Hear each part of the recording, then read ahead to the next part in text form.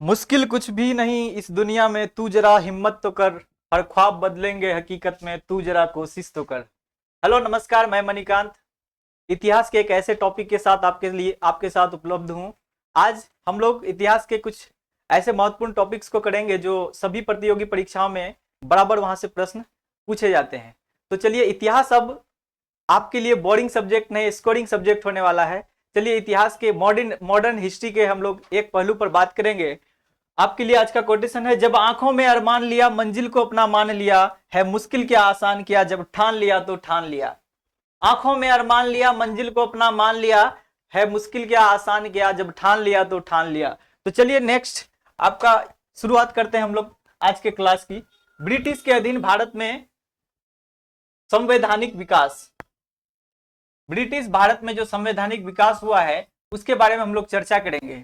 दोस्तों, इसकी कहानी की शुरुआत यहाँ हम लोग आज चर्चा करेंगे। आपके लिए बहुत सारा स्लाइड मैंने अपने हाथों से लिख कर लाया है और आज आपका क्लास बहुत ही इंटरेस्टिंग होने वाला है। तो आप देखेंगे कि इस कहानी की शुरुआत, आज जब संवैधानिक विकास की बात करेंगे, ब्रिटिश भारत में संवैधानिक विकास कैसे कैसे आगे बढ़ता है, तो इसकी कहानी की शुरुआत होती है 1773 के रेगुलेटिंग एक्ट से और इसे हम लोग लेकर चलेंगे 1853 के चार्टर एक्ट तक। तो चलिए, हम लोग इसकी शुरुआत करने से पहले थोड़ा सा बैकग्राउंड को जानने का प्रयास करेंगे। आप अगर भारत में अंग्रेजी शासन की बात करें, भारत में अंग्रेजी शासन, दोस्तों समझिए कि British east India company Bharat में शासन करने तो नहीं आया था। आप इसकी पृष्ठभूमि को अगर समझें तो ब्रिटिश ईस्ट इंडिया कंपनी का आगमन भारत में एक व्यापारी के रूप में हुआ था, एक बनिए के रूप में हुआ था।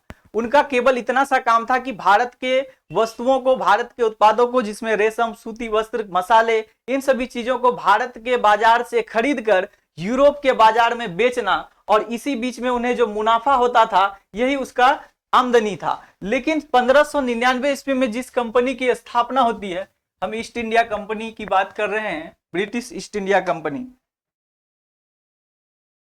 हम बात कर रहे हैं British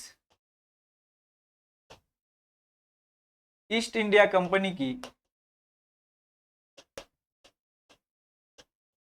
British east India company के बारे में थोड़ा सा आप इंट्रोडक्शन जान लीजिए, फिर हम कहानी की शुरुआत करेंगे। आपको आज का क्लास बहुत ही इंटरेस्टिंग लगने वाला है। ब्रिटिश ईस्ट इंडिया कंपनी की स्थापना की बात करें तो यह 1599 ईस्वी में इसकी स्थापना लंदन में होती है और 31 दिसंबर 1600 ईस्वी को इसे महारानी एलिजाबेथ प्रथम के द्वारा एक अधिकार पत्र दिया जाता है पूर्व के देशों के साथ व्यापार करने का। पूर्व के देश इन द सेंस यूरोप के पूर्वी देशों के साथ व्यापार करने का अधिकार पत्र लेकर यह कंपनी चल देती है। आपको पता है कि भारत में इस कंपनी का आगमन 1608 ईस्वी में होता है।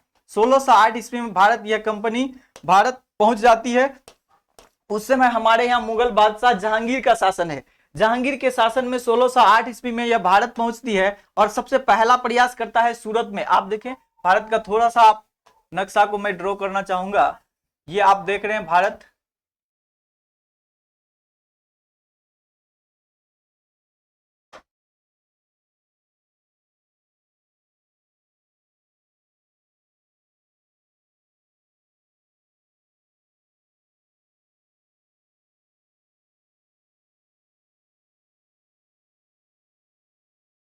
ये आपका वर्तमान भारत आपको नजर आ रहा होगा।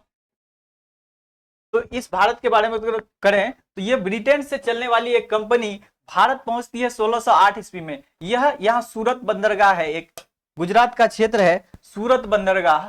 यहाँ सूरत में यह अपना फैक्ट्री स्थापित करने का प्रयास करती है लेकिन यह सफल नहीं हो पाती है। तो यह अपना पहला फैक्ट्री मछलीपट्टनम में बनाती है। आंध्र प्रदेश का क्षेत्र है ये मछलीपट्टनम। मछलीपट्टनम में अपनी एक पहली फैक्ट्री 1611 में लगाती है। उसके बाद आप देखेंगे कि धीरे धीरे यह कंपनी भारत में अपना व्यापार को इतना बढ़ा लेता है कि इनके साथ धीरे धीरे आने वाले और भी अन्य यूरोपीय कंपनियों को भी यह साइड कर देता है। भारत के व्यापार पर इनका एक छत्र अधिकार हो जाता है। धीरे धीरे जब आर्थिक अवस्था पर, भारत के व्यापार वाणिज्य पर इनकी पकड़ पूरी मजबूत हो जाती है, भारत में एकमात्र विदेशी कंपनी के रूप में अंग्रेज रह जाते हैं। वहीं दूसरी ओर भारत में राजनीतिक सत्ताएं जब विखंडित होने लगती है, आप देखते हैं 1707 ईस्वी में औरंगजेब के पतन के बाद से ही आप देखेंगे कि भारत में शासन सत्ता विखंडित हो गई है, टुकड़ों टुकड़ों के गैंग बन गए हम। अब हमारे देश में एक छत्र कोई शासन बहुत बड़ा सा नहीं चलता। मुगल बादशाह तो हैं, लेकिन उसका वह नाम मात्र का शासक है, भारत का नाम मात्र के बादशाह हैं। तो अब मुसलीपट्टनम में इन्होंने 1611 में अपनी फैक्ट्री स्थापित करती है। फिर 1613 ईस्वी में इसकी स्थापना सूरत में ये कर लेते हैं। 1613 ईस्वी में सूरत में अपना फैक्ट्री स्थापित करती है ब्रिटिश ईस्ट इंडिया कंपनी। आपको पता है कि 1613 के बाद 1632 ईस्वी में इसे गोलकुंडा के शासक के द्वारा एक गोल्डन फरमान प्राप्त हो जाता है, और उसके साथ यह मद्रास, यह स्थान है मद्रास आपका, यह स्थान है आपका मद्रास। मद्रास में इसे फिर से स्थान मिल जाता है। कब? 1632 ईस्वी के गोलकुंडा के शासक द्वारा मिले फरमान से। तो 1632 ईस्वी के इस फरमान से यह मद्रास पर अधिकार कर लेता है। और धीरे धीरे आप देखेंगे 1651 ईस्वी में इसकी फैक्ट्री बंगाल के हुगली में लगती है, हुगली। फिर 1698 की बात करें, 1698 में आके कालीकाता, सूतानाती और गोविंदपुर जैसे 3 ग्राम पर इनका अधिकार होता है। शाह शुजा से ये ले लेते हैं 1200 रुपये मात्र दे करके, 1200 रुपये मात्र दे करके बंगाल के 3 छोटे छोटे उस समय गांव हैं, वो सूतानाती, कालीकाता और गोविंदपुर 1698 में मिल जाता है। इसी तीनों गांव को मिलाकर एक नया शहर का विकास होता है, जिसके नींव डालने वाले आपको जॉब चार्नक हैं। और जॉब चार्नक द्वारा सूतानाती, कालीकाता और गोविंदपुर को मिलाकर एक कोलकाता बंदरगाह का निर्माण किया जाता है। यह क्षेत्र पूरी तरह से फिर कोलकाता के अधीन आ जाता है। तो आप देखेंगे ये कोलकाता, ये सूरत। अब मुंबई की बात करें तो 1668 ईस्वी में यह मुंबई, आप सुने होंगे इसके बारे में कहानी की पुर्तगाली राजकुमारी कैथरीन की विवाह जेम्स प्रथम से हो जाता है। मतलब ब्रिटेन के राजकुमार से पुर्तगाली राजकुमारी का विवाह होता है और मुंबई उसे दहेज में मिल जाता है। फिर 1687 ईस्वी की बात है, यह दहेज में मिले मुंबई को ईस्ट इंडिया कंपनी को दे दिया जाता है 10 लाख रुपये पौंड, 10 लाख पौंड के वार्षिक टैक्स लेकर। तो कुल मिलाकर 1687 तक आकर मुंबई पर इसका अधिकार हो जाता है। तो आप इसमें देखिए कि इसका अब जो है 1700 ईस्वी तक आते आते, 1757 तक आते आते आप देखेंगे भारत में ब्रिटिश ईस्ट इंडिया कंपनी का 3 मुख्य केंद्र बन गया है, जहां से वो अपना मतलब व्यापार का केंद्र, व्यापार का सारा काम संचालित करते हैं। तो वो है आपका मद्रास, वो है आपका मुंबई और वो है कोलकाता। तो आप इसको नोट कर लिए होंगे। तो आप यहाँ छोटे से नक्शे में बस इतना सा देखें कि अब उनका क्षेत्र,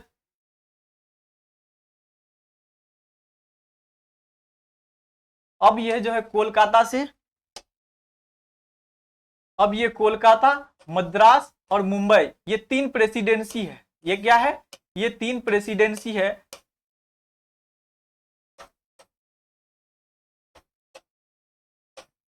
अभी तक तो कंपनी इन तीनों क्षेत्र में रहकर भारत से व्यापार करती थी। अब तक कंपनी व्यापार करने आई थी, व्यापार करती थी, व्यापार में अधिकार स्थापित करने का प्रयास किया। इनके साथ आए जितने भी आप देखेंगे 16 कर्नाटक युद्ध, इसके बाद ये क्या करते हैं, विदेशी कंपनियों को यहां से भगाने का प्लान करते हैं। इसमें कर्नाटक में कर्नाटक युद्ध आपने सुना होगा,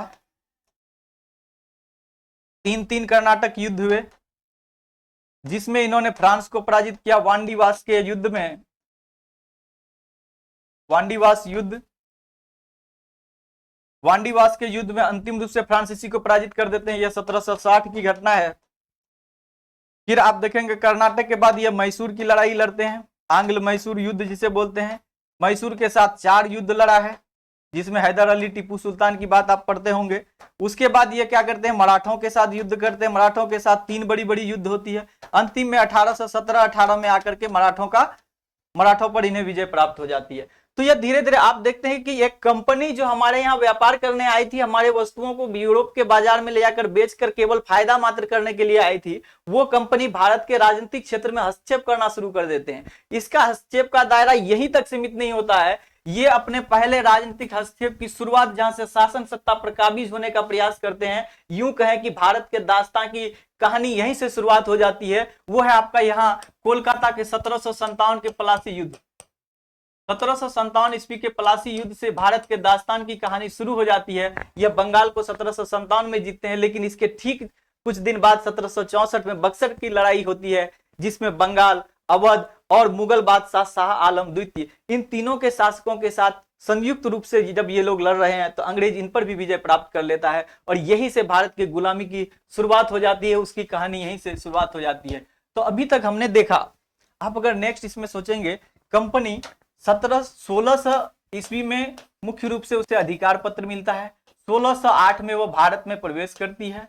अब 1757 ईस्वी तक अगर देखें तो यह एक व्यापारिक कंपनी के रूप में ही काम करती है। क्या करती है? व्यापारिक काम, व्यापारिक कार्यों तक ही सीमित है, व्यापारिक कार्यों तक ये क्या है? सीमित है। आप अगर बात करें इसके बाद क्या करती है, ये राजनीतिक हस्तक्षेप शुरू कर देते हैं, राजनीतिक हस्तक्षेप की शुरुआत हो जाती है इनका।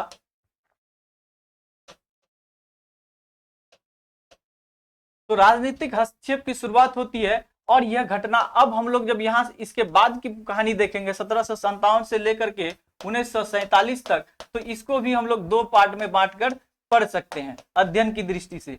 तो चलिए हम लोग यहीं से अब हमारा कहानी की शुरुआत होगी।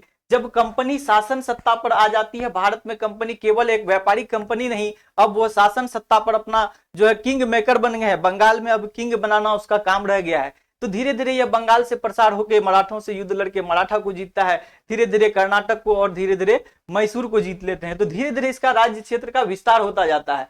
तो ऐसे में देखिए क्या होता है, संवैधानिक विकास की कहानी जो हम लोग हेडिंग दिए हैं, ब्रिटिश के अधीन भारत में संवैधानिक विकास। तो भारत में अंग्रेजी शासन की शुरुआत कहां से शुरू होती है? यह 1757 से आप मान सकते हैं और यह चलता है 1858 ईस्वी तक कंपनी का शासन है।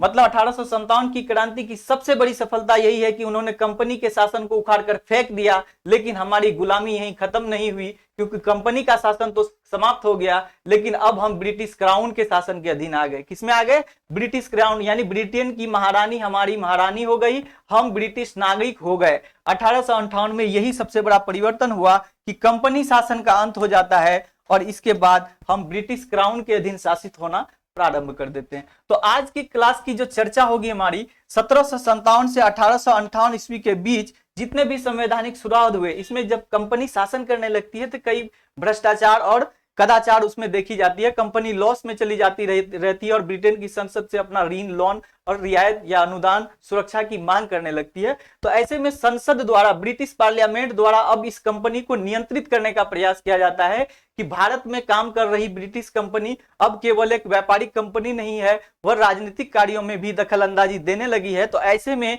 ब्रिटेन का उस कंपनी पर पकड़ बनी रहे ताकि उसको भी उसका फायदा मिल सके। ऐसे में ब्रिटिश संसद अब कंपनी पर नियंत्रण स्थापित करना चाहती है, इसीलिए वो समय समय पर अलग अलग रेगुलेटिंग एक्ट, कभी चार्टर एक्ट, कभी काउंसिल एक्ट, कभी भारत शासन अधिनियम जैसे कई प्रावधान लेकर आती है समय समय पर। तो इसी को हम लोग जानेंगे कि 1757 से 1858 के बीच। उसके बाद क्या होता है, ये क्राउन शासन के अधीन हम आ जाते हैं। तो आप देखेंगे कि अब हम लोग चलते हैं थोड़ा सा मैप में, आप थोड़ा सा इसको इमेजिन करने का प्रयास कीजिए। ये आपको नक्शा दिख रहा है, ये पूरा एशिया है और यहां दिख रहा है ये यूरोप है और ये आपको अफ्रीका है। तो आप देख रहे होंगे कि कैसे कैसे ये भूमध्य सागर, ये लाल सागर, ये फारस की खाड़ी, ये अरब सागर, इस इतनी दूरी, लंबी दूरी तय करके भारत के साथ व्यापार, वो भी शुरुआत में तो ऐसे इधर से केप ऑफ गुड होप होते हुए हिंद महासागर का चक्कर लगाकर भारत तक पुर्तगाली पहुंचे थे। आपको पता है यहाँ तो स्वेज नहर बाद में बना ना, 1867-68 में आकर के स्वेज नहर के निर्माण हो जाता है, तब फिर यहाँ से व्यापार ऐसे हो जाता है। ये वाली दूरी, इस दूरी में इससे 3000 किलोमीटर की कमी हो जाती है, तो उसका व्यापार करना और सुविधा हो जाता है। तो फिलहाल हम उस पर नहीं जाएंगे। चलिए हम आपको बताना चाह रहे हैं कि यहाँ जब ये आपका भारत है, ये ब्रिटेन है, ये यूरोप का एक द्वीपीय देश है, एक टापू जैसा देश जो यूरोप की मुख्य भूमि से भी कटा हुआ है और इस देश का पूरे वर्ल्ड में शासन है। लगभग सभी देशों में इन्होंने शासन स्थापित किया, उपनिवेश स्थापित किए। यहाँ के लोगों का भारत में शासन शुरुआत, देखिए हो गया खेला ना। आप देख रहे हैं भारत के मैप के साथ क्या खिलवाड़ किया गया है। आप इसे जूम करके अगर मैं आपको दिखाऊं, देख रहे हैं भारत के मैप के साथ खिलवाड़। आप अगर सच्चे भारतीय होंगे, सच्चे देशभक्त होंगे तो आपका खून खोल रहा होगा ये मैप ऐसा क्यों है। मैंने भी ध्यान नहीं दिया, गूगल से डाउनलोड करके आपके लिए लाया हूं। अगर ऐसा करने वाले आप कम से कम इतना समझ जाएंगे ये भारत 21वीं सदी का भारत है, 21वीं सदी की तीसरी दशक का भारत है। आप याद रखें, इससे पीओके को गायब कर दिया गया है दोस्त। पीओके को यहाँ भारत के क्षेत्र से बाहर दिखाया गया है। और आपको पता है, मेरी अगर बात चली, अगर मेरी मन की बात पूछे, मेरे दिल की बात करें, तो हम तो कहते हैं कि इसकी सीमा यहां तक नहीं, इसकी सीमा यहां तक होनी चाहिए। ये अखंड भारत की कल्पना करते हैं हम, तो उस रात की कल्पना करते हैं कि वो रात कब आए जब पूरे भारत के टीवी चैनल पर केवल एक ही आवाज सुनाई दे, मैं नरेंद्र दामोदर दास मोदी आज यह घोषणा करता हूं कि आज रात्रि 12 बजे के बाद भारत की सीमा का विस्तार काबुल और लाहौर तक कर दी जाती है। तो चलिए, यह बात तो बात की थी, लेकिन आप इतना जानिए कि इसमें पीओके गायब है। ये पीओके वाला क्षेत्र हमारा भारत का था, भारत का है, भारत का ही रहेगा, इसीलिए ये पीओके क्षेत्र हमारा है। चलिए अब थोड़ा चर्चा करते हैं कि ये ब्रिटिश कंपनी यहां से चलती है और इस होकर के भारत में प्रवेश करती है। भारत में 3 क्षेत्रों पर अपना अधिकार मुख्य रूप से केंद्र बनाती है, मद्रास है, कोलकाता है और मुंबई है। अब कंपनी पर वो रेगुलेट करने का प्रयास करेगी, हम यहां तक चर्चा कर चुके हैं।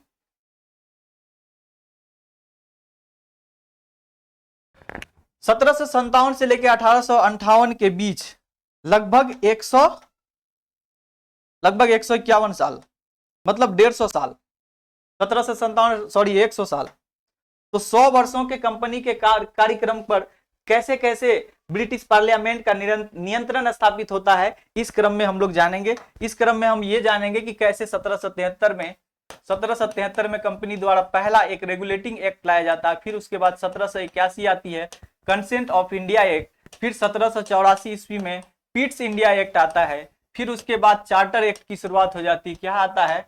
चार्टर एक्ट आता है भारत में। ये सभी एक्ट, जितने भी अधिनियम हैं, ये सभी भारत और विदेशी जो भारत पे जो ईस्ट इंडिया कंपनी है उस पर नियंत्रण रखने के लिए ब्रिटिश पार्लियामेंट द्वारा लाई जाती है। ये चार्टर एक्ट है 1793 का पहला, दूसरा चार्टर एक्ट पहला, दूसरा, और यह तीसरा है, और यह चौथा है। तो दूसरा आएगा 1813 ईस्वी का चार्टर एक्ट, 1833 का चार्टर एक्ट और 1853 का चार्टर एक्ट। आपको अगर ये वीडियो अच्छा लग रहा है, अगर आप मेरे साथ जुड़ चुके हैं, कहानी को अच्छी तरह से समझना चाह रहे हैं, तो थोड़ा सा धीरज रखिए। आपको इसके बाद, आज के लेक्चर के बाद इस टॉपिक पर कोई कंफ्यूजन नहीं रहने वाला है। सभी प्रतियोगी परीक्षाओं में समान प्राय ऐसे प्रश्न पूछे जाते हैं जहां आप कंफ्यूज कर जाते हैं। तो चलिए, आज मेरा प्रयास होगा कि आज के बाद आपको इस टॉपिक पर कोई परेशानी नहीं होने वाली है। 1773, 1781, 1784, 1793, यहाँ 20-20 साल का अंतराल है। देखेंगे आप 20-20 वर्षों के अंतराल पर चार्टर एक्ट, 4 चार्टर एक्ट आता है।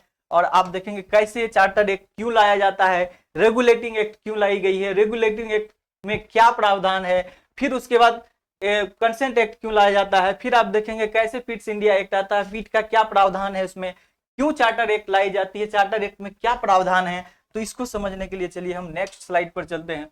आप देख रहे हैं ब्रिटिश ईस्ट इंडिया कंपनी, आप इसे हम लोग पढ़ लिए हैं, इसे भी आपने देखा। अब आप देखेंगे 1773 का रेगुलेटिंग एक्ट। दोस्तों, 1764 के बक्सर लड़ाई के बाद जब कंपनी का भारत के लगभग उत्तरी भारत के कुछ सीमा पर बंगाल, बिहार, उड़ीसा जैसे क्षेत्रों पर अधिकार स्थापित हो जाता है, तो 1773 ईस्वी तक आते आते 1765 में इलाहाबाद की संधि होती है। बक्सर युद्ध के बाद, इलाहाबाद की संधि के बाद बंगाल, बिहार और उड़ीसा के दीवानी अधिकार वो प्राप्त कर लेते हैं। यहां से राजस्व वसूली का अधिकार उन्हें मिल जाता है। तो यहां से कंपनी के अंदर कुछ व्याप्त भ्रष्टाचार, कदाचार और वे लोग कई ऐसे गलत काम करने लगे। कंपनी के अधिकारी अपने निजी व्यापार प्रारंभ कर दिए और बीच बीच में ब्रिटिश पार्लियामेंट से लोन मांगने लगे। वो यह सिद्ध करने लगे कि भारत में कंपनी जो है कमाई कम कर पाती है। जब से राजनीतिक जिम्मेदारी मिली है, अब तो कंपनी का कमाई ही घट गया है। हम वहां पर वेलफेयर का काम कर रहे हैं, कल्याण का काम कर रहे हैं। भारत के लोग असभ्य हैं, हम तो उन्हें सभ्य बनाने में लगे हुए हैं। तो ऐसी परेशानियों को लेकर एक सीक्रेट एक्ट, उस समय आप देखें 1770 के दशक में ब्रिटिश पीएम है लॉर्ड नॉर्थ। कौन है?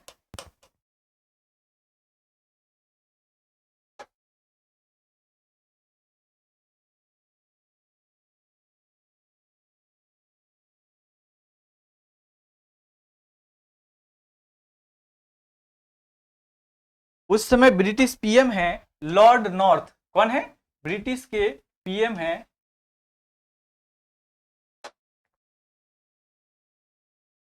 Lord north. लॉर्ड नॉर्थ, ये क्यों हिल रहा है? सिलेक्ट है ना। लॉर्ड नॉर्थ, ब्रिटिश प्रधानमंत्री लॉर्ड नॉर्थ हैं। लॉर्ड नॉर्थ के द्वारा एक सीक्रेट कमेटी की स्थापना की जाती है। लॉर्ड नॉर्थ के द्वारा एक सीक्रेट कमेटी गठित की जाती है। यहां एक सीक्रेट कमेटी गठित की जाती है। सीक्रेट कमेटी, सीक्रेट कमेटी का गठन किया जाता है लॉर्ड नॉर्थ के द्वारा। सीक्रेट कमेटी एक सिफारिश करती है कि भारत के कंपनियों पर अब लगाम लगाना जरूरी है, वरना यूं ही ये डूबते चले जाएंगे और भारत से हमारी पकड़ कमजोर हो जाएगी। तो लॉर्ड नॉर्थ के द्वारा एक सीक्रेट कमेटी का गठन किया जाता है। ये सीक्रेट कमेटी एक सिफारिश करती है, उसी सिफारिश के आधार पर पहला ब्रिटिश संसद द्वारा कंपनी पर पहला नियंत्रण स्थापित करने का एक दस्तावेज पेश किया जाता है। इसका नाम ही है रेगुलेटिंग एक्ट, मतलब कंपनी को रेगुलेट करने के लिए, नियंत्रित करने के लिए एक एक्ट लाया जाता है। और इसमें देखेंगे क्या क्या प्रावधान है। इस एक्ट के प्रावधान के अनुसार बंगाल के गवर्नर जनरल को, बंगाल के गवर्नर को, बंगाल और अभी आपने देखा था बंगाल मतलब कोलकाता, मद्रास और मुंबई, ये तीन क्षेत्रों में उनकी प्रेसिडेंसी स्थापित हो चुकी है। तो तीनों प्रेसिडेंसी में अलग अलग गवर्नर हैं। इसमें कलकत्ता के गवर्नर या बंगाल के गवर्नर को अब गवर्नर जनरल कहा गया है। क्या कहा गया है कि बंगाल के गवर्नर गवर्नर जनरल होंगे। इन द सेंस ये हुआ आपका कहने का मतलब कि यहाँ बंगाल में जो गवर्नर हैं और जो मुंबई के गवर्नर हैं, यहाँ मद्रास के गवर्नर हैं, अब ये गवर्नर गवर्नर जनरल होंगे। जैसे आप बताइए, यहाँ भी एक शिक्षक है, यहाँ भी एक शिक्षक, यहाँ भी एक टीचर है, ये भी एक टीचर है, ये भी एक टीचर है। अब टीचर के बीच में कोई एक हेडमास्टर होता है, बहुत सारे मास्टर हैं तो एक हेडमास्टर होगा। उसी तरह ये व्यवस्था की गई कि तीन प्रेसिडेंसी में अगर गवर्नर हैं तो उनमें से किसी एक गवर्नर को गवर्नर जनरल बना दिया गया, यानी ये दोनों ही गवर्नर अब कलकत्ता के गवर्नर के अधीन रहकर काम करेंगे भारत के मामले में। तो इसमें यह प्रावधान किया गया। दूसरा प्रावधान क्या किया गया कि मद्रास और बंबई के गवर्नर जो है कलकत्ता के अधीन हो गए। यही बात मैंने आपसे कहा। बोर्ड ऑफ डायरेक्टर्स का गठन किया गया। यह कहा गया कि कंपनी अपने कार्यों की देखरेख के लिए, कंपनी अपने वाणिज्यिक कार्यों के लिए, क्योंकि कंपनी का काम केवल राजनीति नहीं चलाना है, कंपनी का काम है अपने व्यापार को बढ़ावा, व्यापार में नियंत्रण स्थापित करने के लिए, व्यापार को सुचारू रूप से चलाने के लिए एक बोर्ड का गठन होगा। इसका नाम था बोर्ड ऑफ डायरेक्टर्स, यानी निदेशकों की एक कमेटी। तो कोलकाता में सुप्रीम कोर्ट की स्थापना का भी प्रावधान किया गया। आप देखेंगे 1773 के रेगुलेटिंग एक्ट के तहत कलकत्ता में एक सुप्रीम कोर्ट की व्यवस्था होती है और यह सुप्रीम कोर्ट का स्थापना 1774 में होता है। इसके प्रथम जो चीफ जस्टिस होते हैं, इसके प्रथम मुख्य न्यायाधीश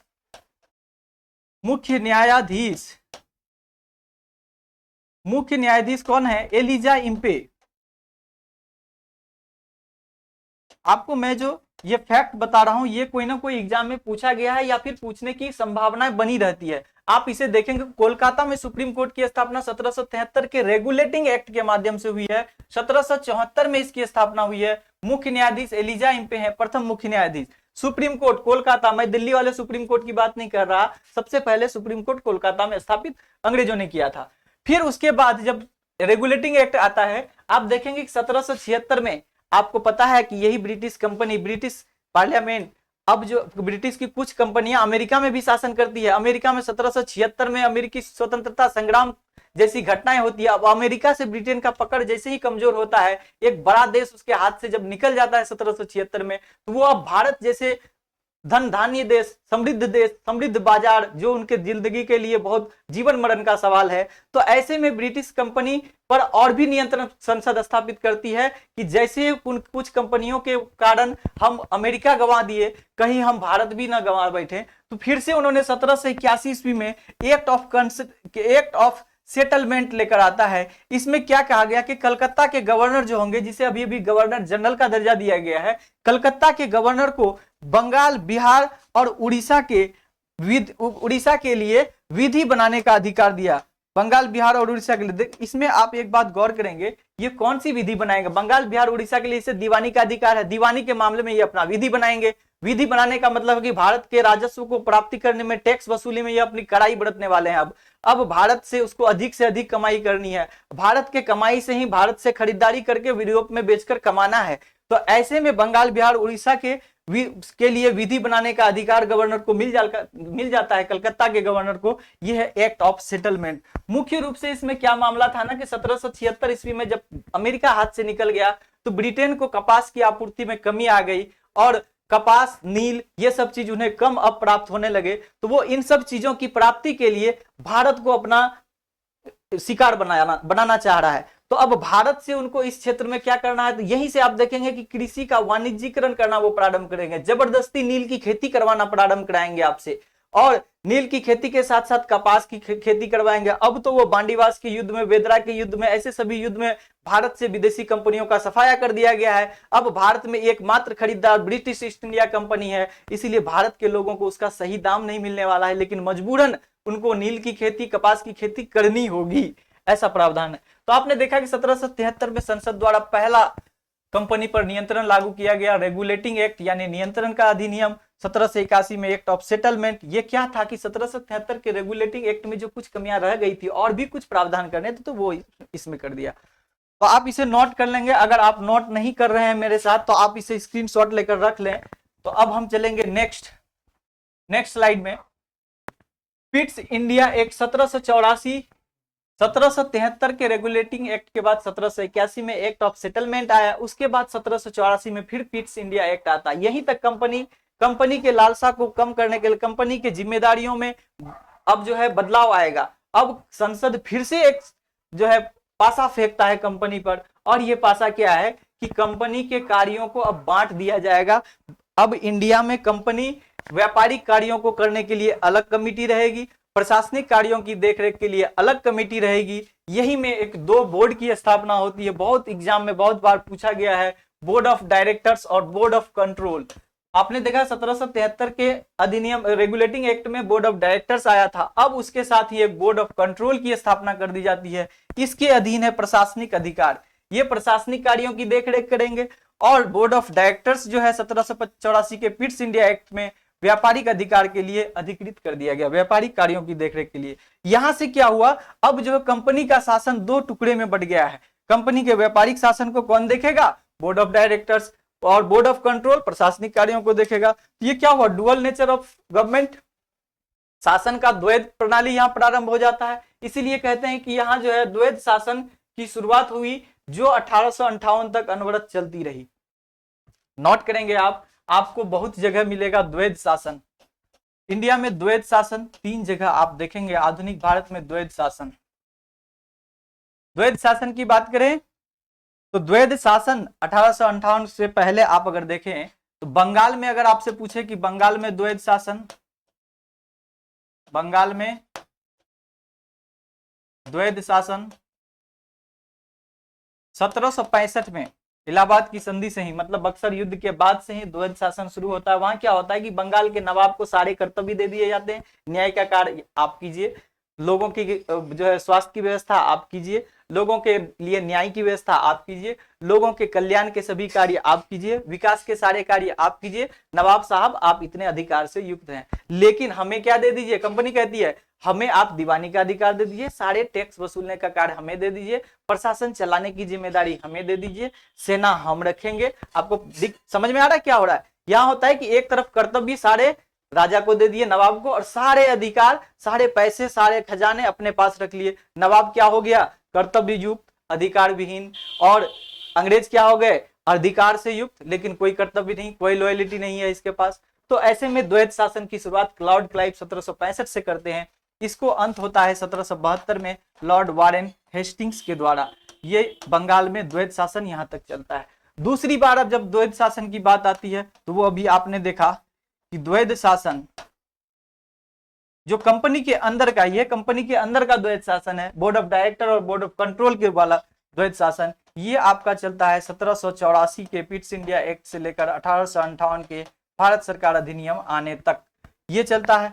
आप फिर से देखेंगे द्वैध शासन, मॉडर्न इंडिया में द्वैध शासन की बात फिर आप चर्चा में देखेंगे। ये 1919 ईस्वी के मॉन्टेस्क्यू चेम्सफोर्ड सुधार से,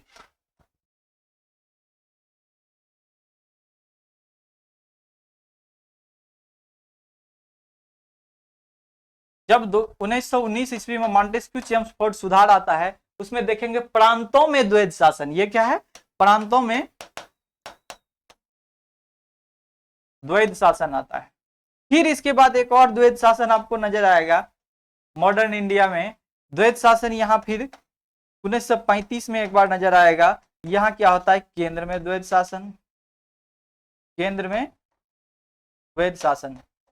ये आपको हमेशा डाउट में रखता है, ऐसे प्रश्नों को आप द्वैध शासन अच्छे जगह पर नोट करके आप इसे रख लीजिए, ये आपके बहुत काम की चीज है। आप एग्जाम में अक्सर कंफ्यूज हो जाते हैं। बंगाल में द्वैध शासन 1765 से 1772। द्वैध शासन जब कंपनी के अंदर पूछा जाए तो 1784 से स्टार्ट होता है, 58 तक चलती है।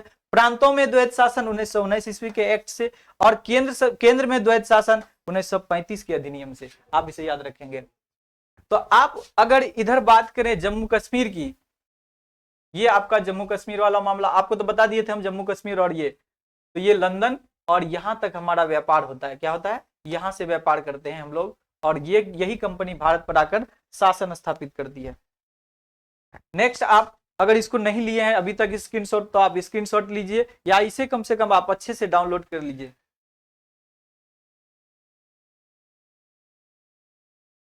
तो चलिए नेक्स्ट है आपका, आपने अभी तक देखा 1773 का रेगुलेटिंग एक्ट, 1781 का एक्ट ऑफ सेटलमेंट, 1784 का पीट्स इंडिया एक्ट।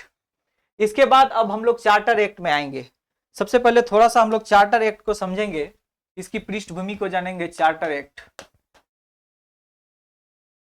देखिए क्या होता है ना कि जो फैक्ट्स मैंने आपके लिए स्लाइड पर लिख कर लाया है, ये फैक्ट्स आपको किताब की दुकानों में भरमार मिल जाएंगे। पटना में अगर आप हैं तो अशोक राजपथ में फैक्ट्स की दुकान बहुत सारी है। आपको हर दुकान पर, हर स्टॉल पर फैक्ट्स, नोट्स, बुक्स बहुत सारे मिल जाएंगे। सूचनाओं का भंडार कहीं भी आपको मिल जाएगा, लेकिन पढ़ लेने केवल मात्र से आपके दिमाग में नहीं रह जाता है। मेरा प्रयास है कि आज के बाद आप इसे भूल कर दिखा दो।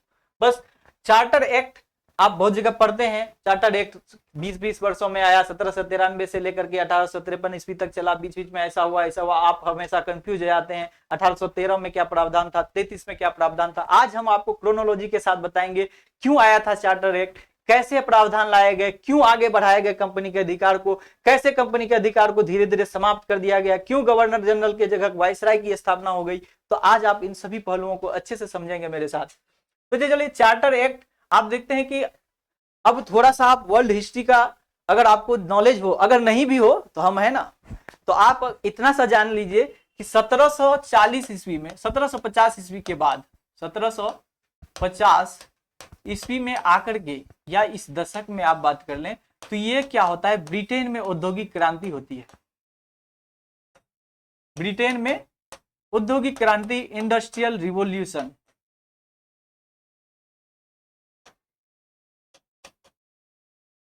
ब्रिटेन में औद्योगिक क्रांति होती है।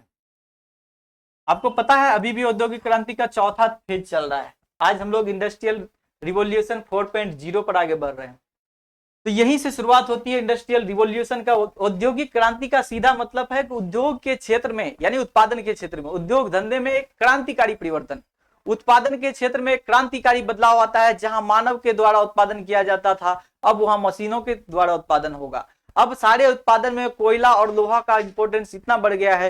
कोयला जहां ऊर्जा का काम कर रहा है, लोहा वहीं मशीन का काम कर रहा है। कोयले के ऊर्जा से लोहे के मशीन के द्वारा, कोयले के ऊर्जा से लोहे के मशीन के द्वारा उत्पादों की अब जो है भंडार लगने लगा है। और इसके लिए कंपनी स्थापित, कोई भी उद्योग स्थापित करने के लिए पूंजी चाहिए। ब्रिटेन के पास पूंजी है क्योंकि अमेरिका, भारत और बड़े बड़े देशों में, चाइना जैसे देशों में उसकी पकड़ है, उसका उपनिवेश है, पूंजी है। रॉ मटेरियल की आवश्यकता होती है तो इसके लिए भारत है ना, इसके अलावा और भी देश है ना, तो सभी देशों में उसका अधिकार है, वहां से वो रॉ मटेरियल लेकर के आते हैं। वैसे भी ब्रिटेन में लोहे का खदान भी है। तो लोहा, कोयला, पूंजी और बाजार की जरूरत होती है, जिस बाजार से हम कच्चा माल खरीदेंगे और तैयार माल बेचेंगे। ऐसे में उनके उपनिवेश इन्हीं का एक आगे बढ़ेंगे तो देखेंगे कि ये अपने औद्योगिक जरूरतों की पूर्ति के लिए ही सारे उपनिवेश पर काम कर रहा है। तो 1750 ईस्वी में ब्रिटेन में औद्योगिक क्रांति हो जाती है।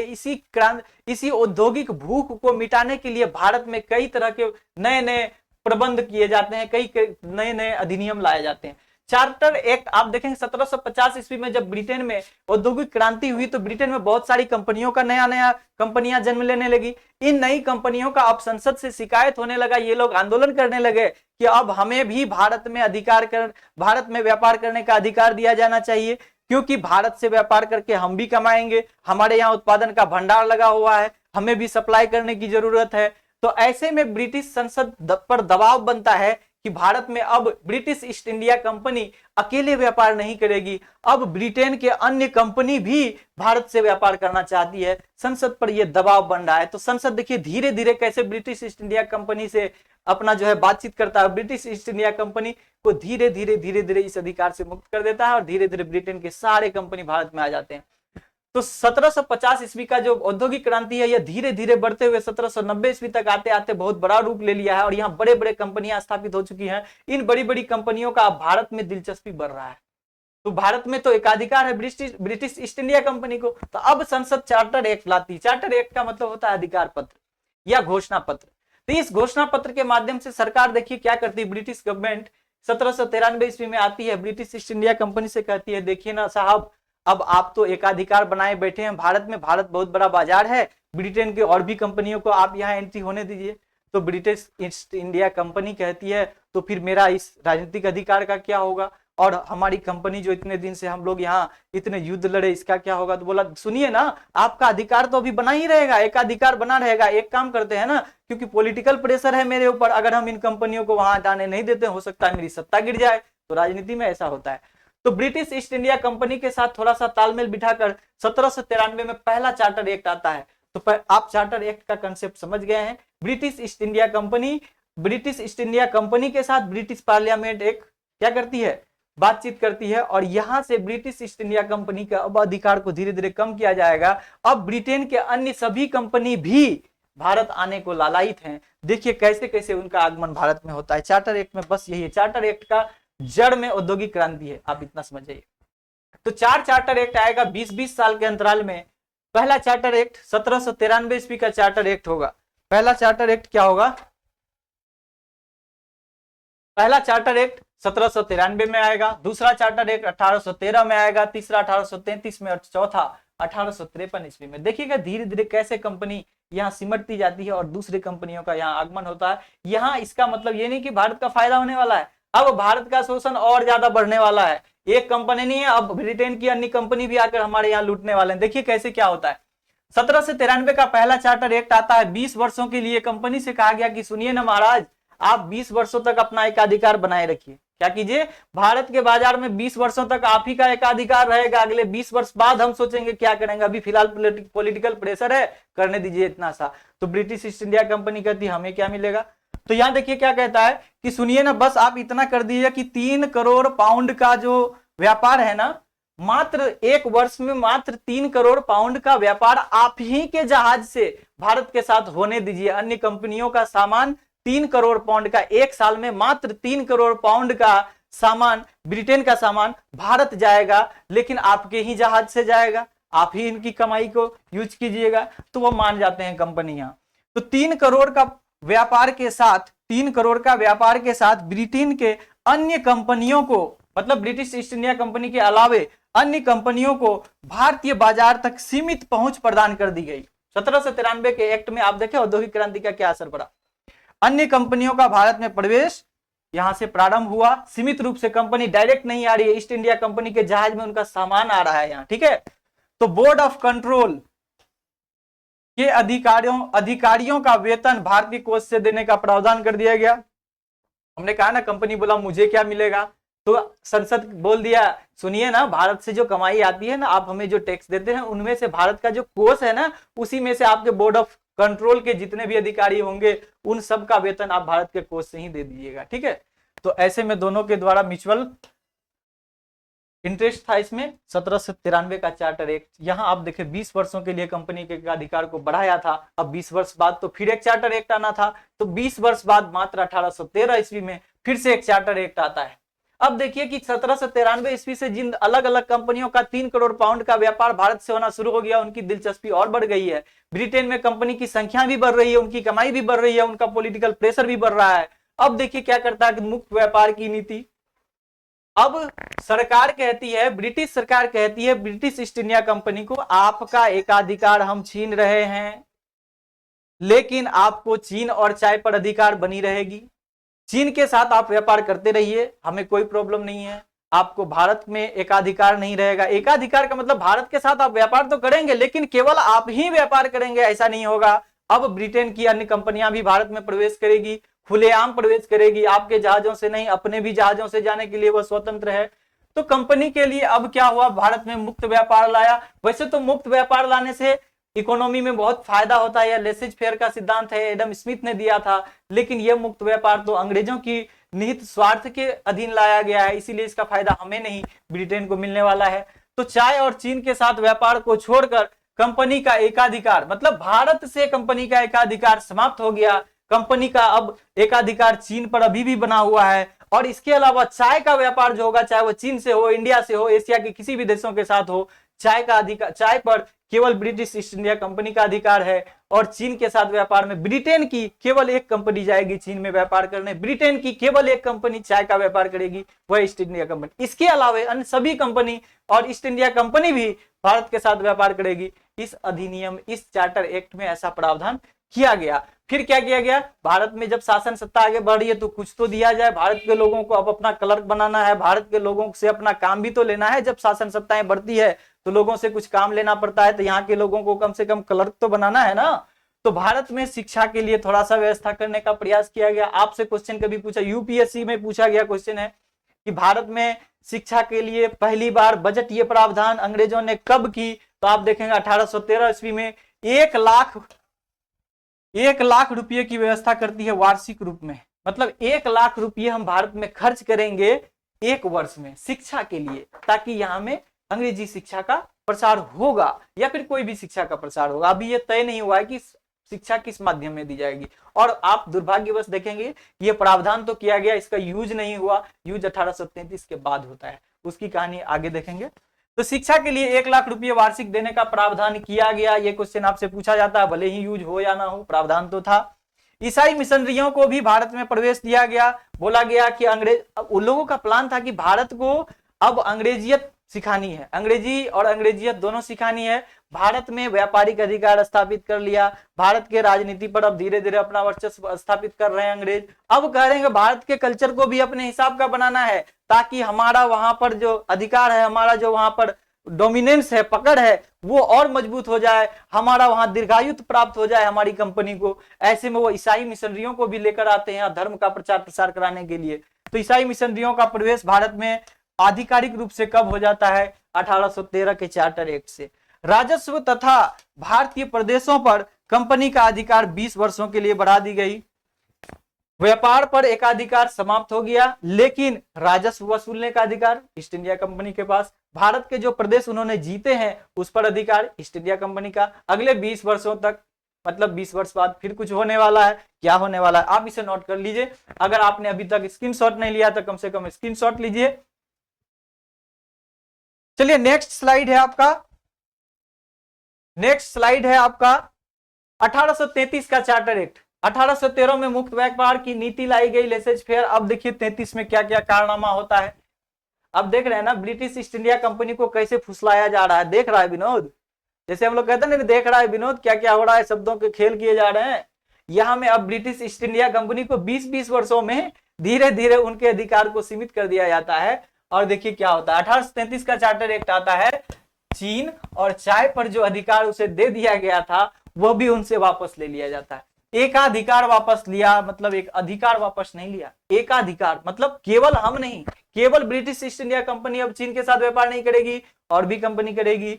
चाय का व्यापार केवल ब्रिटिश ईस्ट इंडिया कंपनी नहीं करेगी, और भी कंपनी करेगी। आप इस शब्द पर गौर करेंगे, अधिकार नहीं है, ये एकाधिकार है, मतलब मोनोपोली आपकी नहीं चलेगी।